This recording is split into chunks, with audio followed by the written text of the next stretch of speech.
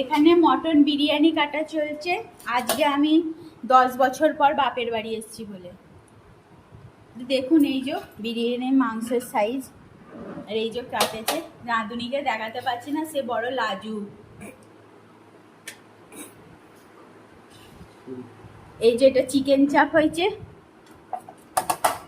দেখতে পাচ্ছেন। বড় বড় ঠ্যাং, এক একটা 200 লেগ পিস, এক একটা কত করে গ্রাম? 250 করে। ভাত হচ্ছে খেয়ে